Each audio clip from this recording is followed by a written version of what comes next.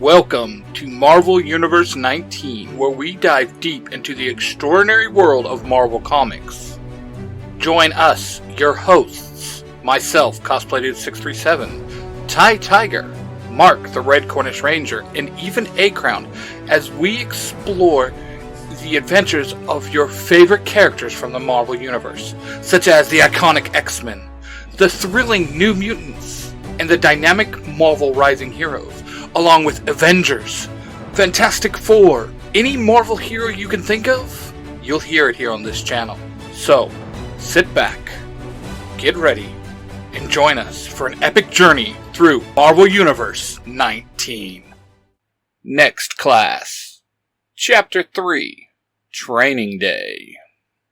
Morning sunlight streamed through the high windows of Xavier's school, creeping across the polished wood floors of the cafeteria.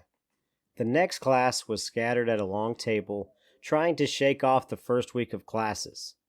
Logan sat hunched over his tray, brooding into a bowl of cereal that had long since gone soggy. CJ leaned across from him, spinning his spoon in circles like he was preparing for battle. "Man, you look like your cereal insulted you," CJ quipped. "Lighten up. It's Friday." Before Logan could respond, sparks crackled at the toaster near the counter. Mikhail grinned proudly as smoke puffed out of the slots. "Pop-Tarts, extra crispy," he announced, holding them up triumphantly. "Extra flammable," Brooklyn corrected, wrinkling her nose as Beast hurried over with the fire extinguisher. Across the table, Jewel slammed her juice carton down a little too hard. "Ugh. Math was so boring yesterday."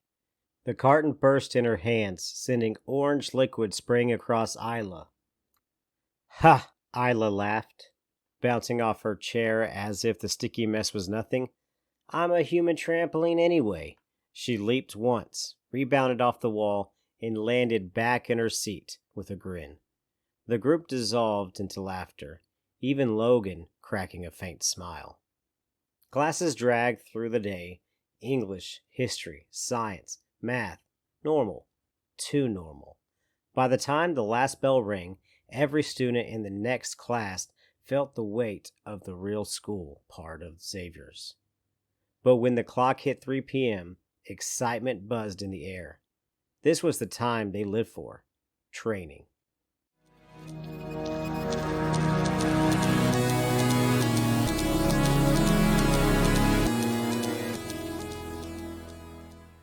Welcome, ladies and gentlemen, to a group of men for any task that our tax-paying social justice system won't and cannot handle. Whether it's rescues, scaring someone, murder, maybe someone owes you money, maybe you don't feel safe, then hire these amazing mutants. A team for any mission for any easy fee. Call the number on our screen for the Mutants for Hire now!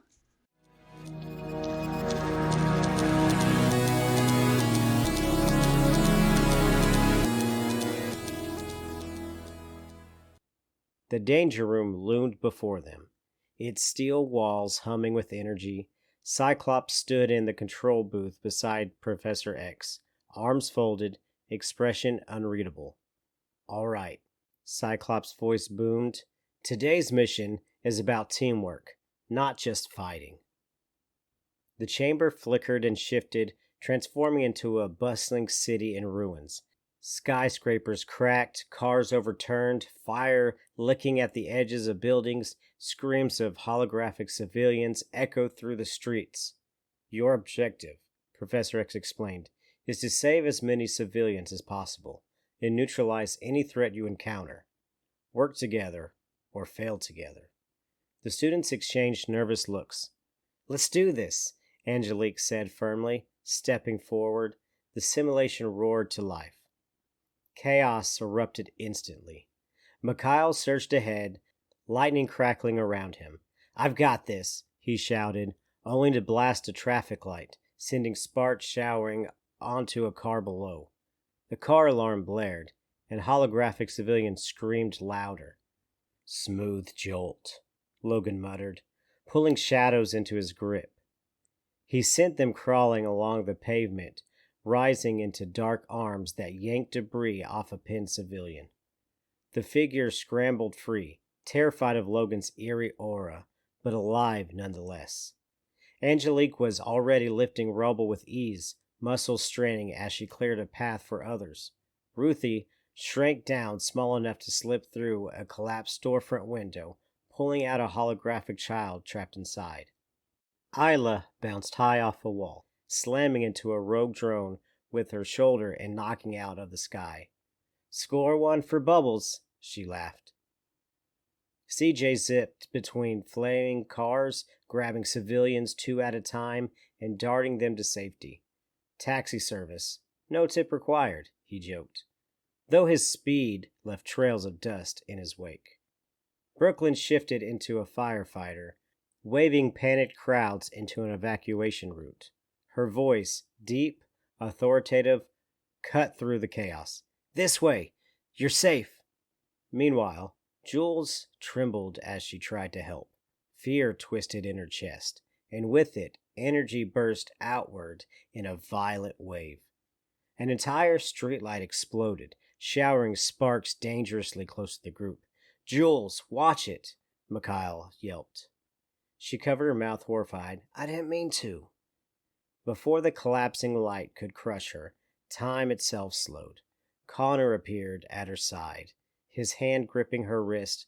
Everything around them moved like molasses as he pulled her clear. "Control, Jules," Connor said evenly, his voice steady even as the effort strained him. "Breathe." She nodded, shaken but grateful. Above them, Xander soared on his demon wings, carrying trapped civilians 2 at a time to safety. The sight made him look almost like a guardian angel, if not for the way the shadows curled from his wings, leaving some people uneasy. The battle raged on until finally the last holographic drone fizzled out.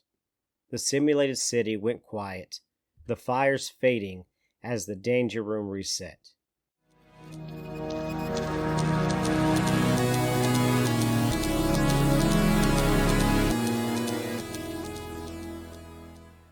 Pardon me, but can I ask you a question? Do you love comic books, but you just don't have the time to read them? Well, do I got a podcast for you. Nerds Through Comics, presented by the Red Cornish Ranger, takes present and some old comics and adapts them into an audio drama for you, the listeners, to enjoy. So, if you love comics as much as I do, go check out Nerds Through Comics on all your podcast stations.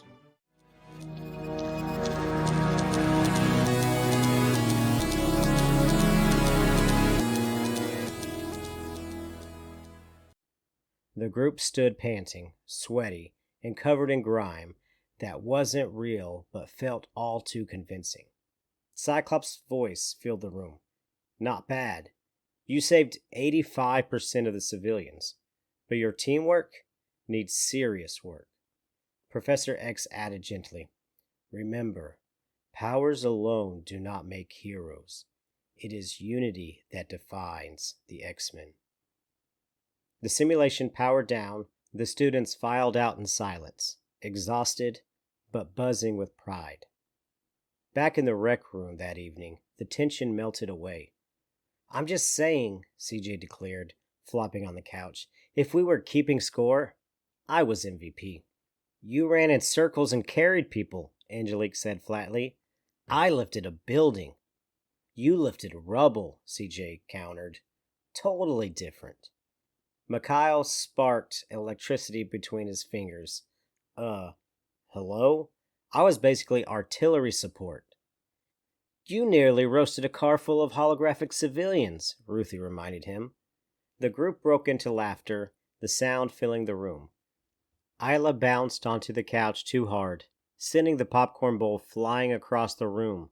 Jules squealed and caught it in a burst of glowing energy, then grinned sheepishly as half the popcorn scattered everywhere. For a moment, the room was chaos again, but this time, it was filled with laughter and warmth.